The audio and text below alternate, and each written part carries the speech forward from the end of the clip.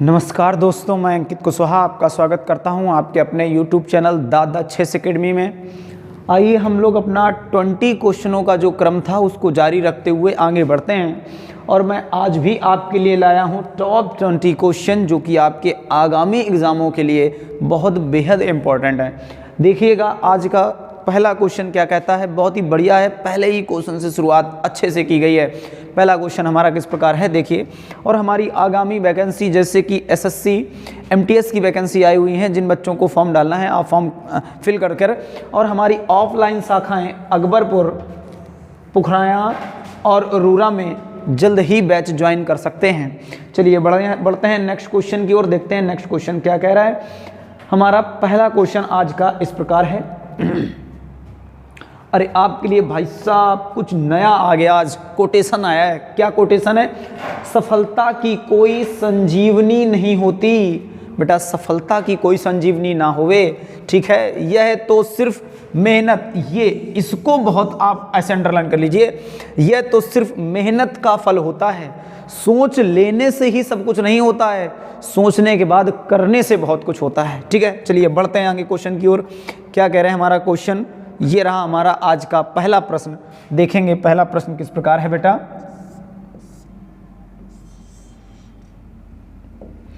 पहला प्रश्न है, एक 7 मंजिला इमारत में PQRNT, टी तो है ही नहीं, PQRNLMG रहते हैं। इनमें से भूतल को 1 और ऊपर वाले मंजिल को 7 क्रमांक दिया जाता है।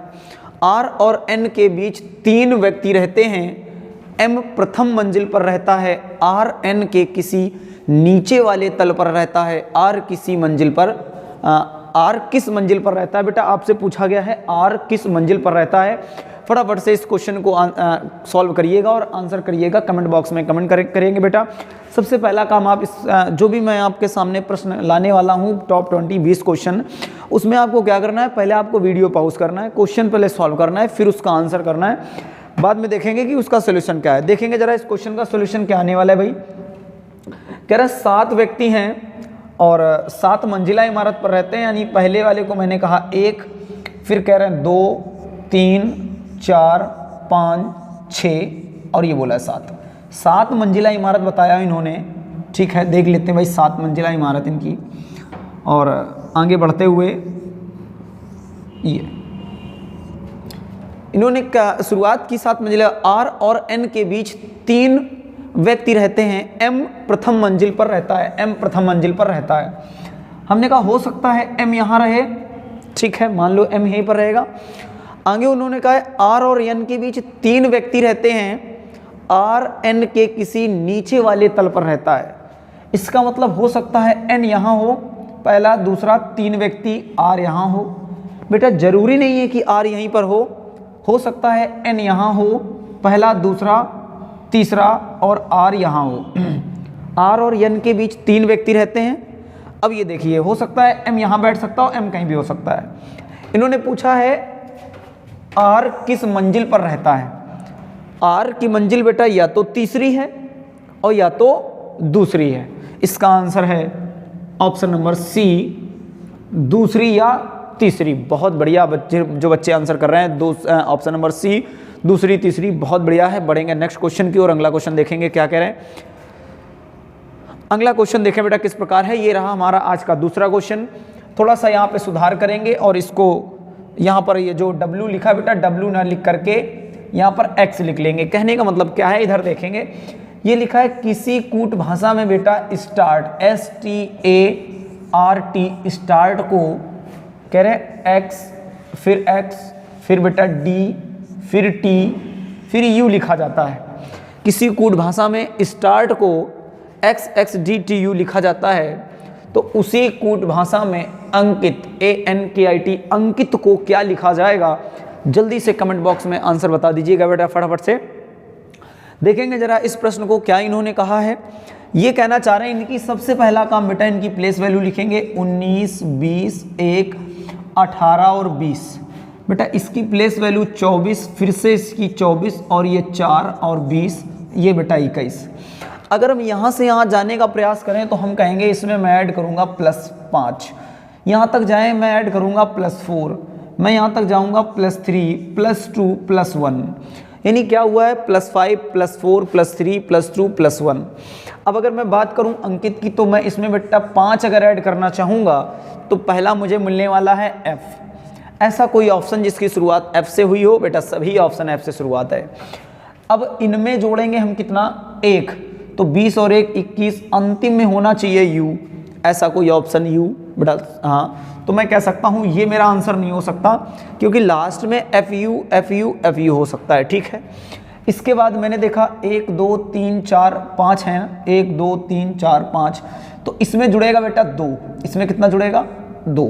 ठीक है, अब अगर इसकी प्लेस वैल्यू है 9, तो 9 2 11, मतलब बेटा K, यानी U और K होना चाहिए, U और K, U और T, U और K, यानी अभी भी 2 हैं बेटा। ठीक है, इधर बढ़ जाओ जरा, कह रहे इनकी प्लेस वैल्यू बेटा 14, और 14 में जैसे ही 4 जोड़ेंगे तो 14 4 18 बेटा इसकी प्लेस वैल्यू R, तो FRKU, FRKU, F ये नहीं हो सकता है, आंसर नंबर D बिल्कुल सही है, FRKU। अब इसको भी बचा तो उसको भी कर लेंगे बेटा। चलिए बढ़ेंगे, ऑप्शन नंबर D सही है। बढ़ेंगे अगले क्वेश्चन की ओर, देखेंगे अगला क्वेश्चन क्या कहना चाह रहा है। बहुत अच्छे अच्छे प्रश्न आया हूँ बेटा आपके लिए, आराम से सावधानी पूर्वक क्वेश्चन को करेंगे बिल्कुल। चलिए अगला क्वेश्चन देखेंगे क्या कह रहा है। क्वेश्चन नंबर 3 कह रहे हैं निम्नलिखित प्रश्न में दिए गए विकल्पों में से उस विकल्प का चयन कीजिए जिसका तीसरे शब्द से वही संबंध है जो दूसरे शब्द से पहले। बेटा कितना आसान क्वेश्चन आपके सामने है। कह रहे कीटनाशक का जो संबंध फसल से है, कहते हैं कि फसल को बचाने के लिए कीटनाशक का प्रयोग किया जाता है। इसी प्रकार एंटीसेप्टिक का प्रयोग किस में किया जाता है। तो बेटा एंटीसेप्टिक का प्रयोग जो होता है घाव में किया जाता है। जब कहीं शरीर में घाव हो जाता है तो उस पर एंटीसेप्टिक का प्रयोग किया जाता है। बढ़ेंगे नेक्स्ट क्वेश्चन की ओर, अगला देखेंगे क्वेश्चन क्या कहना चाह रहा है। बहुत बढ़िया क्वेश्चन है बेटा। चलिए अगला क्वेश्चन ये देखिए, कह रहे हैं निम्नलिखित में से 4 शब्द दिए गए हैं जिसमें से 3 किसी तरह से समान हैं और एक अलग है, विषम का चयन कीजिए। बेटा विषम का चयन कीजिए।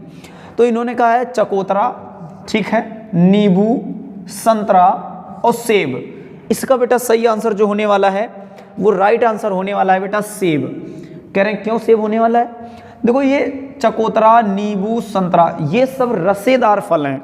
ये सब के सब कैसे हैं, रसदार फल हैं। लेकिन जो सेब है वो रसदार फल नहीं माना जाता है। क्लियर है कि नहीं। इस प्रकार अगर देखा जाए तो भिन्न जो होगा वो ऑप्शन नंबर सी। चलिए बढ़ते हैं नेक्स्ट क्वेश्चन की ओर। देखो अगला प्रश्न क्या कहना चाह रहा है। अगला प्रश्न बहुत बढ़िया है। कह रहे हैं यदि निश्चित कूट भाषा में टीचर को QBXZEBO के रूप में कोडित किया जाता है तो उसी कूट भाषा में स्टूडेंट को कैसे लिखा जाएगा। चलिए देखेंगे बेटा प्रश्न क्या कहना चाह रहा है। प्रश्न ये कहना चाह रहा है, कह रहा है टीचर को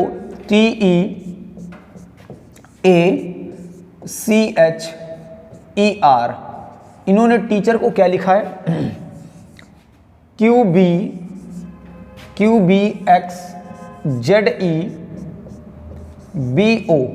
ठीक है। प्लेस वैल्यू लिखेंगे बेटा सबकी 20, 5, 1, 3, 8, 5 और ये 18। ये लिखेंगे 17, 2, 24, 26, 5, 2, 15, ठीक है। अगर मैं तुमसे कहूँ 20 से यहाँ आने के लिए क्या किया जाएगा, -3 किया जाएगा। 5 से यहाँ पर आने के लिए -3 किया जाएगा। यहाँ से यहाँ आने के लिए बेटा क्या -3 किया जाएगा। यहाँ से यहाँ आने के लिए -3। H से E तक आने के लिए बेटा -3। E से B तक आने के लिए -3। 18 से O तक आने के लिए -3। कितना आसान क्वेश्चन, सब में बेटा -3 किया गया है। उसी प्रकार स्टूडेंट की कोडिंग में भी -3 कर देंगे और आंसर आ जाएगा। तो कह रहे हैं अगर हम यहाँ -3 करना चाहें तो इसकी प्लेस वैल्यू होती है 19 और 19 में -3 करो बेटा मिलने वाला है P मतलब 16, ठीक है। अगर इसकी प्लेस वैल्यू होती है 20 और 20 में हम -3 करेंगे मिलेगा Q। तो मैंने कहा ये, चलिए देखते हैं PQ नहीं हो सकता है, PQ, ठीक है, बहुत बढ़िया। इसी प्रकार अगर हम इसकी प्लेस वैल्यू लिखना चाहें बेटा 14 और 14 में अगर 3 घटाएं तो मिलेगा 11 यानी K। चलो देखते हैं बेटा K नहीं है, K नहीं है। तो राइट आंसर जो हो जाएगा वो ऑप्शन नंबर सी सही है। बढ़ेंगे अगले प्रश्न की ओर। बहुत बढ़िया प्रश्न है। चलिए बढ़ेंगे अगले प्रश्न की ओर। ये रहा हमारा अगला प्रश्न, क्या कहना चाहता है देखेंगे जरा इसको। कह रहे हैं एक महिला की ओर इशारा करते हुए एक लड़की कहती है, एक महिला की ओर इशारा करते हुए एक लड़की कहती है, उसकी बहू की शादी मेरे पति की सास के इकलौते बेटे से हुई है, लड़की का उस महिला से क्या संबंध है? जल्दी से बताएंगे बेटा, फटाफट से इसको पढ़ के। इसका राइट आंसर क्या होने वाला है भाई? कह रहे लड़की का महिला से क्या संबंध है, जल्दी से बताएंगे इसका आंसर बेटा, जल्दी से बताएंगे। देखा जाए बेटा क्या कह रहे हैं। कह रहे एक महिला की ओर इशारा करते हुए लड़की कहती है, हमने कहा ये रही लड़की, और देखो बेटा लड़की क्या कह रही है, एक महिला की ओर इशारा करते हुए, एक महिला की ओर इशारा करते हुए लड़की ने कहा, महिला की ओर इशारा करते हुए लड़की ने कहा, ठीक है, उसकी बहू, यानी इस महिला की जो बेटा बहू है ना, इस महिला की बहू, उसकी महिला की बहू, ठीक है, बहू की शादी, यानी जो बहू की शादी जो हुई है वो शादी मेरे पति की सास, यानी लड़की कह रही है कि मेरे पति की सास, मेरे पति की सास। अच्छा, मेरे पति की सास का क्या मतलब हुआ? इनकी माताजी। मेरे पति की सास का क्या मतलब हुआ? इनकी माताजी, ठीक है। मेरे पति की सास के इकलौते बेटे से हुई है, यानी इनका इकलौता बेटा, ठीक है, यानी इनका इकलौता बेटा मतलब इनका भाई।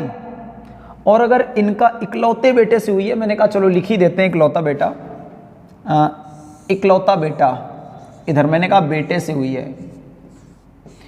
अच्छा, बेटे से शादी इनकी हुई है, ये दोनों आपस में हस्बैंड एंड वाइफ हो जाएंगे, ये दोनों आपस में हस्बैंड एंड वाइफ हो जाएंगे।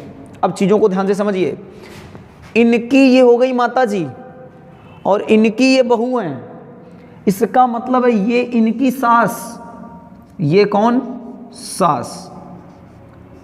अब सास तो होती हैं हस्बैंड की माताजी, इसका मतलब अगर इनकी माताजी ये हैं, यानी ये जो सास हैं, ये और ये महिला दोनों एक ही व्यक्ति हैं। क्लियर है? किसी को समस्या? चलिए समझते हैं जरा।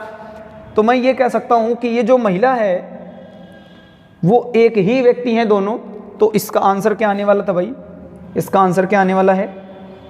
चलिए चला गया क्वेश्चन, दोबारा करेंगे जरा। तो मैंने देखा इस प्रश्न को फिर से कि यहाँ हो गई महिला, ठीक है, ये हो गई महिला और ये मैंने बना दिया लड़की। कहने का मतलब ये था कि इस लड़की की ये जो ये थी वो क्या थी? माँ थी। ये जो थी ये बेटा माँ थी। अब प्रश्न में क्या पूछा जा रहा था? लड़की का उस महिला से क्या संबंध है? लड़की का उस महिला से क्या संबंध है? अगर ये इसकी माँ तो ये क्या हो जाएगी? इसकी बेटी हो जाएगी।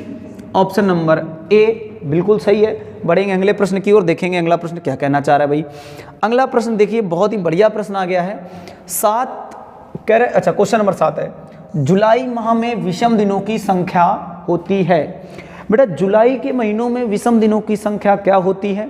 कहते हैं विषम दिन क्या होते हैं, पहले ये समझ लेते हैं। विषम दिन वह दिन कहलाते हैं जो 7 में भाग देने पर शेष फल बचता है, वह विषम दिन कहलाते हैं। मुझे एक बात बताइए, जुलाई महीने में कुल दिनों की संख्या क्या होती है? कहेंगे जुलाई के महीने में भैया कुल दिनों की संख्या होती है 31। 31 में अगर हम 7 से भाग दे दें तो कितना शेषफल कितना आएगा? शेषफल कितना आएगा? 7 चौको 28, 3। शेषफल कितना? 3। और तो यही मेरा क्या हो जाएगा? आंसर। कहते हैं दिनों में 7 से भाग देने पर जो शेषफल बचता है वही विषम दिन कहलाता है। दूसरी भाषा में कह सकते हैं ऐसे दिन जो अपना सप्ताह पूरा नहीं कर पाते वह विषम दिन कहलाते हैं। जुलाई के महीनों में 4 तो सप्ताह पूरे हो जाते हैं, लेकिन 3 दिन ऐसे होते हैं जो अपना सप्ताह पूरा नहीं कर पाते, तो विषम दिनों की संख्या 3 कहलाती है। बढ़ेंगे अगले प्रश्न की ओर। देखो बेटा अगला प्रश्न क्या कहना चाह रहा है, बहुत बढ़िया प्रश्न आया आपके सामने। देखो क्या है, कह रहे हैं अनुपमा, वाव्या, चहल, दिलीप, सौरभ, वरुण और गोविंद एक वृत्त आकार घेरे में बैठे हैं, केंद्र की ओर सम्मुख है, सम्मुख मतलब केंद्र की ओर मुख करके, ठीक है, और ताश खेल रहे हैं। सौरभ अनुपमा और दिलीप का पड़ोसी है। गोविंद वरुण और चहल के बीच नहीं बैठा है। वरुण अनुपमा के निकटतम दाएं हैं। निम्नलिखित में से व्यक्तियों का कौन सा युग्म एक दूसरे के आसन्न नहीं बैठा है? कौन एक दूसरे के आसन्न का मतलब होता है बेटा पड़ोसी। कह रहे हैं कौन आसन्न नहीं बैठा है, कौन पड़ोसी नहीं है। फटाफट से इसका आंसर करिएगा बेटा, जल्दी से कमेंट बॉक्स में कमेंट करिएगा इसका राइट आंसर क्या होने वाला है, जल्दी से बताया जाए, सॉल्व करें इस क्वेश्चन को, फटाफट से बताया जाए इसका आंसर क्या आने वाला है बेटा। चलिए देखेंगे जरा इस प्रश्न का आंसर क्या होने वाला है। मैंने कहा बेटा 7 व्यक्ति हैं, तो मैं सबसे पहले 7 बना लेता हूं। 7 मैंने ही बनाए और प्रश्न की शुरुआत करते हैं।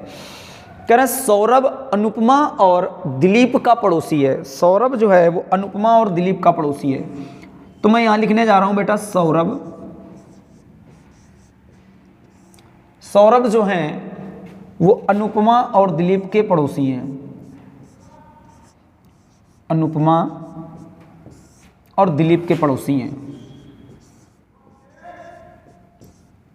अच्छा मुझको एक बात बताइए बेटा कि अगर अनुपमा और दिलीप जो है वो सौरभ के पड़ोसी हैं, क्या कहीं भी तुम्हें ये बात बताई गई कि सौरभ के दाएं अनुपमा है या बाएं? नहीं पता, तो मैं एक और बना लेता हूं, बात खत्म हो जाएगी, टेंशन नहीं रहेगी कि मुझे कौन दाएं बैठा है कौन बाएं बैठा है। तो मैंने ये बनाया दिलीप नहीं, हाँ लिख भी सकते थे, वैसे मैं आगे बना देता सौरभ। चलो यहाँ मैंने बनाया सौरभ, मैंने यहाँ बनाया सौरभ, बा बना है तो सौरभ बा बनाते हैं इसमें, सौरभ। और इधर मैंने बनाया दिलीप,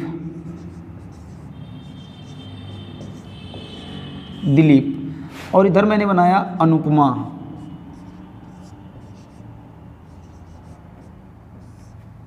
चलिए ये मैंने बना दिया अनुपमा, क्योंकि एक बार मैंने अनुपमा को बाएं ले लिया और एक बार अनुपमा को मैंने दाएं ले लिया। बढ़ते हैं आगे, क्या कहना चाह रहे हैं? कह रहे हैं कि गोविंद वरुण और चहल के बीच नहीं बैठा है। गोविंद, ये तीसरा पॉइंट है, गोविंद वरुण और चहल के बीच नहीं बैठा है। इसका मतलब ये कि गोविंद जो है वरुण और चहल के बीच नहीं बैठा है। इस बात से एक बात समझ में आती है कि वरुण और चहल के बीच पक्का है कि कोई ना कोई बैठा होगा, ठीक है ना। चलिए आगे बढ़ते हैं। तो हमने कहा कि आगे बढ़ लेते हैं जरा, ये पॉइंट तीसरा। अब ये पढ़ेंगे, कह रहे हैं वरुण अनुपमा के निकटतम दाएं बैठा है। वरुण अनुपमा के निकटतम दाएं बैठा है। अनुपमा का निकटतम दायां केंद्र की ओर मुंह है, निकटतम दायां वरुण। अब वरुण, अब इसमें निकटतम दाएं बैठ नहीं पाएगा, इसलिए हमने कहा ये गलत है, हटा दो, इसकी चर्चा करेंगे, ठीक। इधर देखो, गोविंद वरुण और चहल के बीच में नहीं बैठा है, इसका मतलब वरुण और चहल के बीच कोई एक बैठेगा, यानी यहां पर आ जाएगा चहल। चहल, इनके बीच कोई ना कोई एक बैठेगा। उन्होंने कहा गोविंद नहीं बैठा है, तो गोविंद यहां बैठेगा।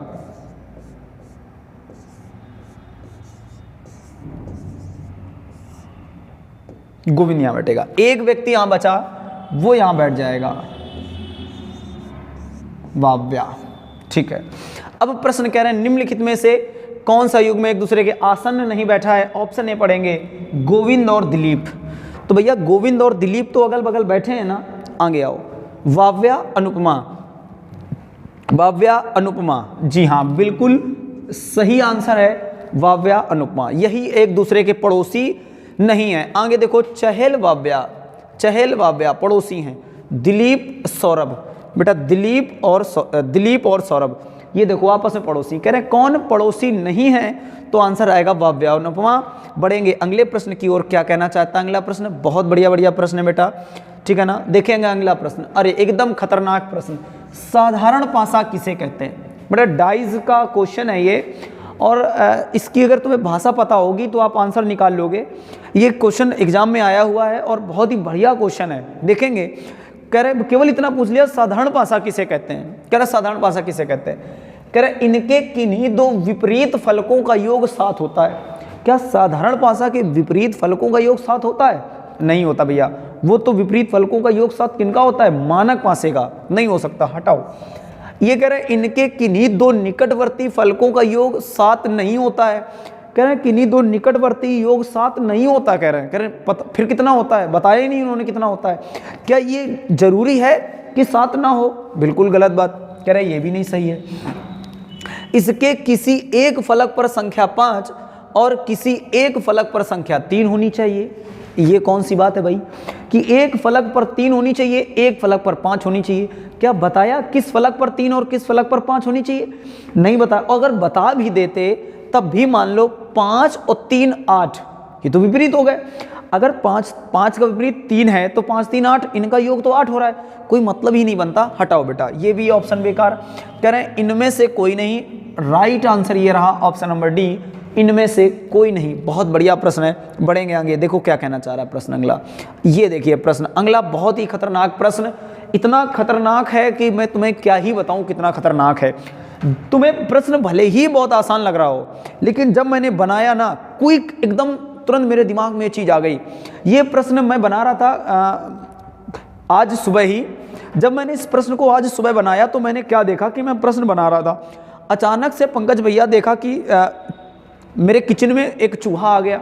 अब पंकज भैया चूहा पकड़ने लगे तो मैंने देखा चूहा से तुरंत एक मेरे दिमाग में क्वेश्चन आ गया। क्या क्वेश्चन आया? बस वही है ना। तो कह रहे हैं भाई चूहा, ची ची, ये चूहा की आवाज़ है, ची ची। समझ गया कि नहीं? ये रात में सोने नहीं देते भाई, है ना, खड़बड़ खड़बड़ करते रहते हैं, ची ची ची। तो वही आ गया ये। कह रहे ची ची, चूहे की आवाज़ कैसी होती है? ची ची। अब इन्होंने बताया बदक, बदक की आवाज़ बताना है बेटा। किसकी आवाज़ बताना है? बदक की बताना है। अच्छा, बदक की आवाज़, कह रहे क्वैक। बदक देखा है कि नहीं देखा है? अगर देखा होगा तो उसकी आवाज़ सुनी होगी, नहीं सुनी है तो फिर कोई बात नहीं, आज हम बता देंगे, आपको पता चल जाएगा। कह रहे हैं चहचाना, चहचाना कौन चहचाता है भाई? चहचाना चिड़ियाँ चहकाती हैं भाई, ठीक है ना। चहचाना चिड़ियों की आवाज़ होती है चहचाना। कह रहे हैं गुटरगू, गुटरगू, गुटरगू कौन करता है? गुटरगू भाई कबूतर करते हैं, है कि नहीं? छत में आ जाते थे पहले कबूतर, अब तो बहुत कम दिखते हैं भाई, अब तो सरकारी बिल्डिंग में ही उनका बसेरा रहता है। कह रहे विस्पंदन, विस्पंदन क्या होता है समझ लेते हैं। जब दो लोग आपस में बात कर रहे थे और कोई तीसरा बोल देता है तो उसको विस्पंदन बोलते हैं, यानी दो आवाज़ों के बीच में कोई रुकावट, ऐसे कुछ मान लो, उसको विस्पंदन बोलते हैं, ठीक है। तो इसकी जो आवाज़ हो जाएगी बेटा, इसकी आवाज़ हो जाएगी क्वैक। कहते हैं बदक की आवाज़ जो होती है क्वैक, बदक जो है वो क्वैक क्वैक करके बोलती है, ठीक है नहीं। कभी अगर आपने देखा हो तो फिर बढ़ते हैं अगले प्रश्न की ओर। देखो अगला प्रश्न क्या कहना चाहता है, देखेंगे बेटा। कह रहे हैं कुछ बैग जेब हैं, कोई जेब थैली नहीं है। कुछ बैग थैली नहीं है, निष्कर्ष पढ़ रहे हैं। कुछ जेबें बैग हैं। बहुत ही बढ़िया प्रश्न है। गलती होने के चांस 100% रहते हैं, समझ रहे हैं। अगर आपने मेरी बातों को ध्यान से नहीं सुना तो आप गलती तुरंत कर देंगे। बहुत ही बढ़िया प्रश्न है, करके दिखाएंगे फटाफट से, फिर बढ़ेंगे आगे बेटा। जल्दी से बताएंगे इसका आंसर क्या होने वाला है। कह रहे केवल निष्कर्ष पहला अनुसरण करता है, केवल निष्कर्ष दूसरा अनुसरण करता है। निष्कर्ष पहला और दूसरा दोनों अनुसरण करते हैं, ना तो निष्कर्ष पहला और ना ही निष्कर्ष दूसरा अनुसरण करता है। जल्दी से बताएंगे। देखो इसको प्रश्न को पढ़ा जाए, क्या कहना चाह रहे हैं।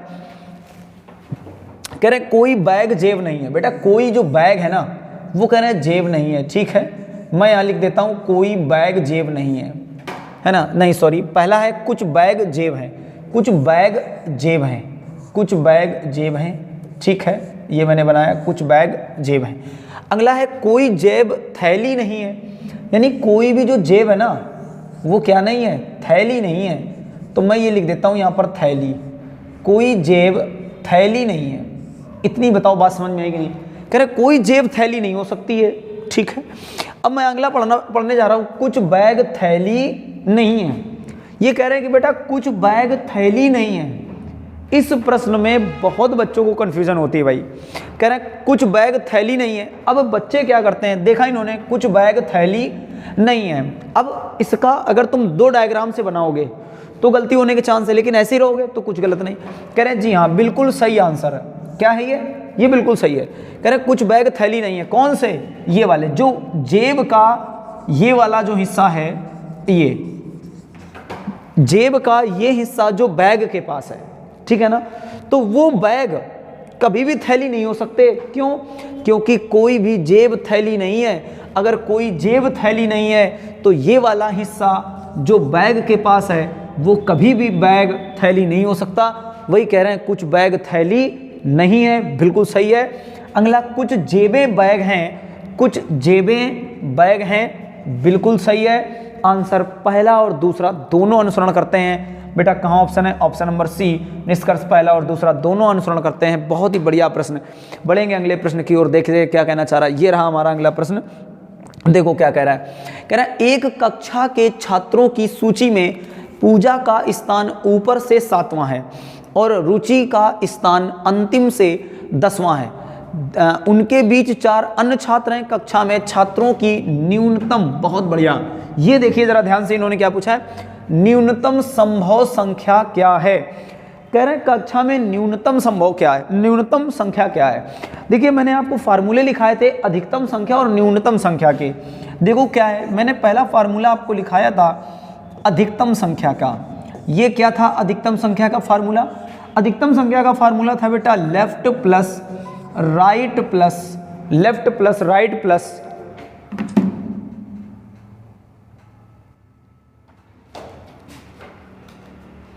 कहते हैं लेफ्ट प्लस राइट प्लस मध्य, ये था अधिकतम संख्या का फार्मूला। अब कह रहे न्यूनतम संख्या का फार्मूला क्या है। अब ये क्वेश्चन नंबर दूसरा कह रहे हैं न्यूनतम संख्या का फार्मूला क्या है। न्यूनतम संख्या का फार्मूला था लेफ्ट प्लस राइट माइनस मध्य प्लस 2, ये था मेरा न्यूनतम संख्या का फार्मूला। हमसे क्या पूछा है, न्यूनतम संख्या के बारे में पूछा है। आओ देखो, हमने कहा लेफ्ट प्लस राइट, तो कह रहे हैं लेफ्ट से कितना हो जाएगा मेरा, ऊपर से यानी राइट से हो जाएगा मेरा 7वां, ठीक है।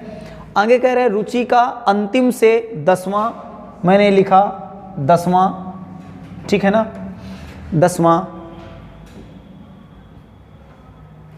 एक मिनट रुक जाओ।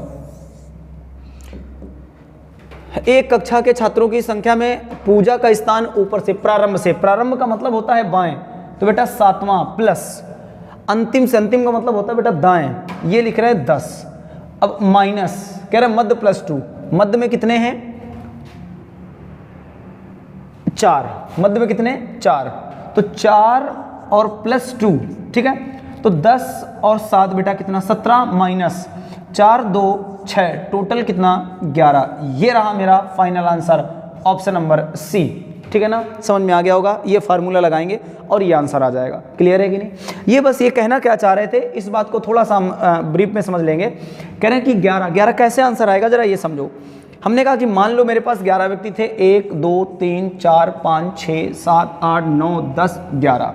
बेटा ये जो केस बना है ये ओवरलैप केस होता है। ओवरलैप केस क्या होता है, कोई व्यक्ति इधर से काउंट करते चले जाओ, इधर निकल जाओ, इधर से काउंट करते चले जाओ, इधर निकल जाओ, कोई एक दूसरे को क्रॉस कर देना ही ओवरलैप केस कहलाता है। समझेंगे जरा।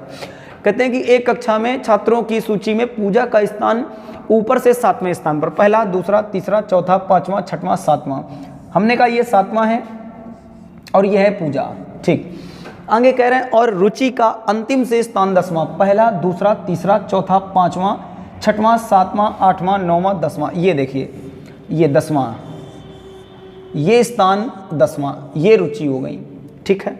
उनके बीच चार अन्य छात्र हैं, 1 2 3 4, ये देखिए उनके बीच 4 अन्य छात्र हैं। कक्षा में छात्रों की न्यूनतम संभव संख्या क्या है, अभी मैंने जैसा कि बताया फार्मूले से, इसका आंसर क्या आने वाला है 11, न्यूनतम संख्या है 11। चलिए बढ़ते हैं अगले प्रश्न की ओर, क्या कहना चाह रहा है। ये रहा हमारा अगला क्वेश्चन। कह रहा है 5 लड़कियां एक पंक्ति में बैठी हुई हैं, ठीक है। बैठक व्यवस्था का क्वेश्चन, जैसा कि आप देख रहे हैं अभी कोई भी एग्जाम हो उसमें बैठक व्यवस्था के क्वेश्चन मिल रहे हैं। ए बी के दाईं ओर है, ई बी के बाईं ओर है, लेकिन सी के दाईं ओर है। यदि ए डी के बाईं ओर है तो बीच में कौन बैठा है। जल्दी से बताएंगे इस प्रश्न का आंसर बेटा। देखा जाए, कह रहे हैं ए बी के दाईं ओर है, ये जो कह रहे हैं ए है ना, ये ए बी के दाईं ओर है, तो मैंने कहा ये लो ए जो है वो बी के दाईं ओर है, ई बी के बाईं ओर है, ई जो है वो बी के बाईं ओर है, ये मैंने बनाया बेटा ई बी के बाईं ओर है, लेकिन सी के दाईं ओर, ये शब्द है बेटा लेकिन शब्द किसके लिए आया है, ई के लिए आया है, फर्स्ट पर्सन के लिए। लेकिन सी के दाईं ओर है, सी के दाईं ओर कौन है, ई है, सी के दाईं ओर ई है। ए डी के बाईं ओर है, ए जो है वो डी के बाईं ओर है, यानी ये रहा डी और ये रहा ए बाईं ओर है। तो बीच में कौन बैठा है बेटा, बीच में कौन बैठा है, बीच में बी बैठा है ऑप्शन नंबर बी राइट है, बहुत बढ़िया है। चलिए आगे बढ़ेंगे, अगला प्रश्न देखिए क्या कहना चाह रहा है। ये रहा हमारा आज का अगला प्रश्न, प्रश्न नंबर 14। ये देखिए कह रहे हैं शब्द इंग्लिश में अक्षरों के ऐसे कितने जोड़े हैं जिनके बीच शब्द में उतने ही अक्षर हैं जितने कि अंग्रेजी वर्णमाला में उनके बीच होते हैं। बहुत बढ़िया, कुछ नहीं करना, केवल आपको इसमें इंग्लिश लिख लेना है, ENGLISH।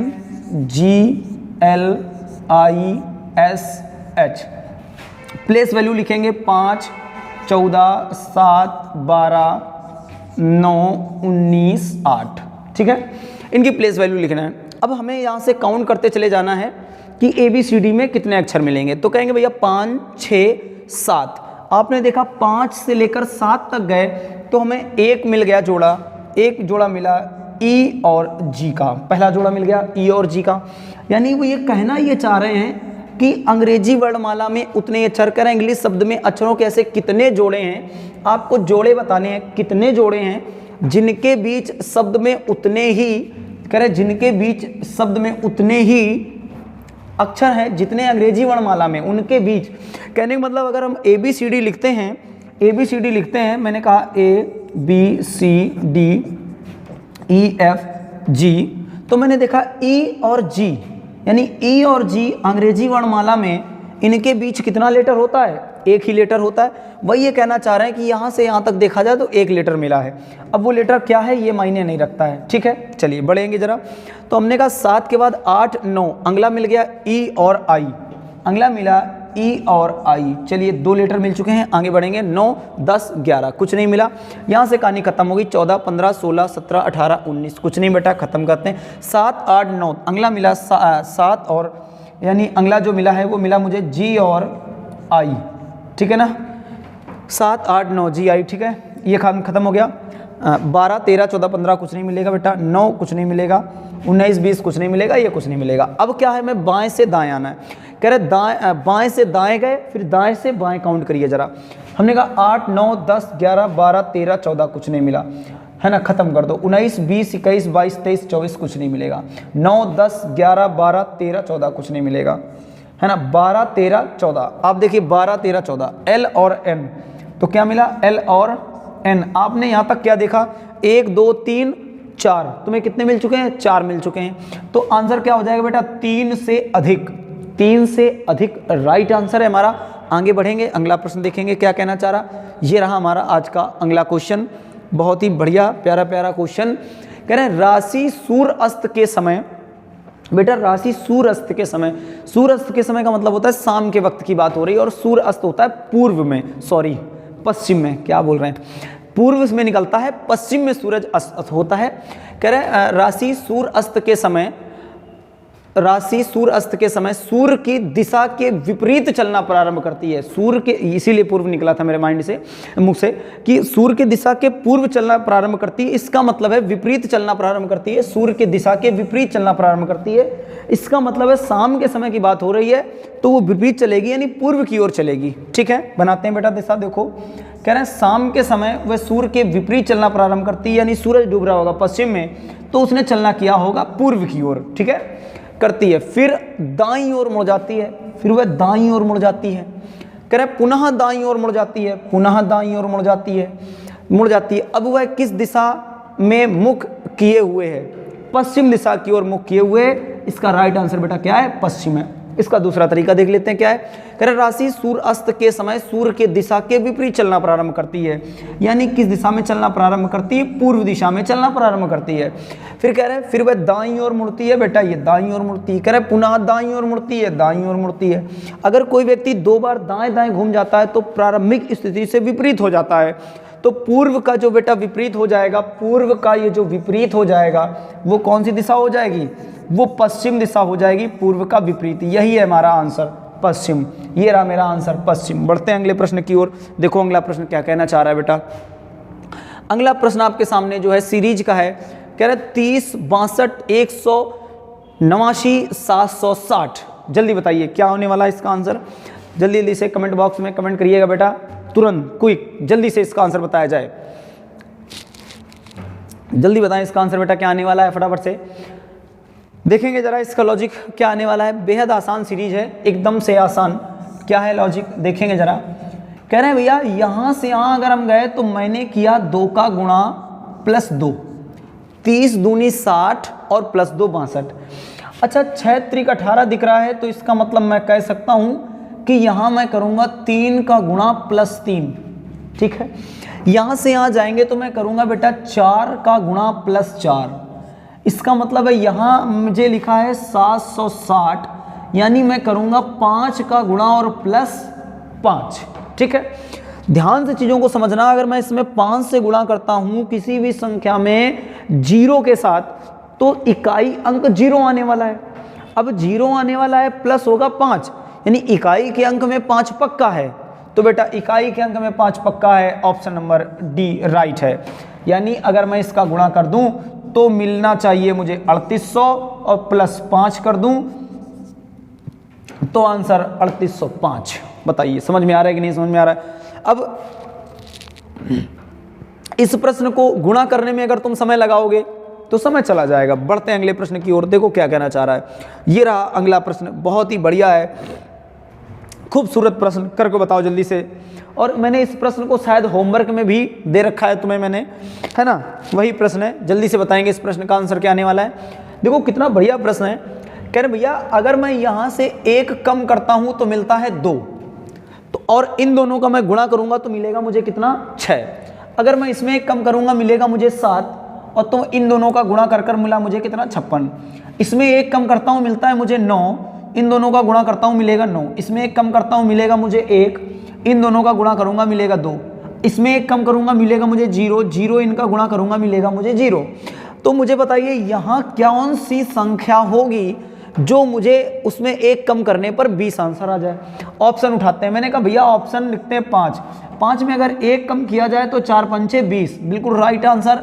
यानी जो संख्या यहाँ पर होनी चाहिए वो 5 होनी चाहिए, 0 हो नहीं सकती है।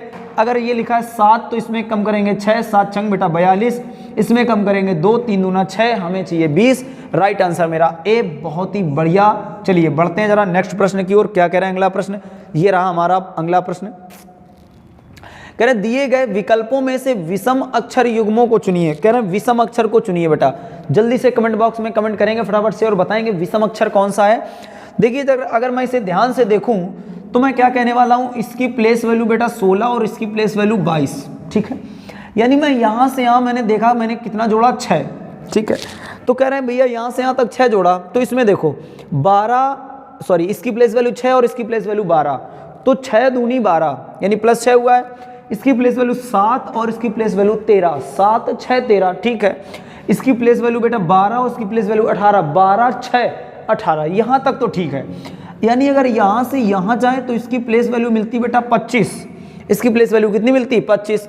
यानी मैंने देखा यहाँ से 22 से मैं 25 तक जाने के लिए प्लस कितना करूँगा 3 करूँगा, तो मैं यहाँ से यहाँ तक गया 12 और 3 15, बेटा यहाँ मिला 13 और 3 13 3 16, 16 मतलब बेटा मिलता है मेरा P, और ये क्या लिखा है यहाँ पर, ये क्या लिखा है Q। यानी राइट आंसर मेरा क्या होने वाला है C, विषम छाटिए, यानी ऑप्शन नंबर C बिल्कुल सही है, विषम। बढ़ेंगे जरा अगले प्रश्न की ओर, और ये देखिए आज का प्रश्न अगला क्या कहने वाला है। ये प्रश्न जो बेटा है थोड़ा सा इस प्रश्न में कमी है, और उस प्रश्न कमी क्या है ये देखेंगे। मैं पहले इस प्रश्न के लॉजिक की बात कर लेता हूँ, फिर कमी तो बाद में देख लेंगे। चलिए देखेंगे। कह रहे पेपर कटिंग का प्रश्न है बेटा। ये मेरे पास एक चौकोर पेज था, मैंने इसको इस प्रकार मोड़ दिया तो मुझे ऐसा दिखाई दे रहा है, बिल्कुल सही है। इसके बाद मैंने इसको फिर से ऐसे मोड़ दिया तो मुझे ये दिखाई दे रहा है। इस पूरा नियम जो है वो दर्पण का लगता है। अगर आपको मिरर इमेज और वाटर इमेज आ गया ना तो पेपर फोल्डिंग, पेपर कटिंग आसानी से आ जाएगा, क्योंकि उसमें कुछ होता नहीं है। मुझे बताओ अगर ये वाली जो आकृति है इसकी बात अगर हम करें तो जरा ध्यान से देखा जाए, तो मैंने कहा चलो इसमें बनाए, मैं थोड़ा सा कॉन्सेप्ट समझाने का प्रयास कर रहा हूँ। मैंने कहा मैंने ये इसमें बना देते हैं ऐसे करके, और एक ऐसे करके यहाँ बना दिया, मान लो। अच्छा यहाँ जहाँ से मोड़ा है उसको हम दर्पण समझेंगे। क्या समझेंगे? एक दर्पण समझेंगे। अगर मैं इसको ओपन करूँगा तो मुझको केवल इतना बताओ, क्या इसी प्रकार हमको यहाँ पर दिखना चाहिए कि नहीं दिखना चाहिए? इसी प्रकार एक यहाँ जब ओपन करेंगे तो बेटा एक यहाँ, क्लियर है? केवल इतना ही समझ लेते हैं, बाकी कॉन्सेप्ट आ जाएगा। अब मैं इसकी बात करता हूँ कि अगर मैं इसको यहाँ लाना चाहूँ तो मैं इसको यहाँ ले आऊँगा। अब मैं इसको ओपन करूँगा, तो जब मैं इसको ओपन करूँगा तो मुझे ऐसा कुछ दिखना चाहिए बेटा, ऐसा कुछ दिखना चाहिए। सबसे पहला इस नियम से कितने गलत हो रहे हैं ये देख लो।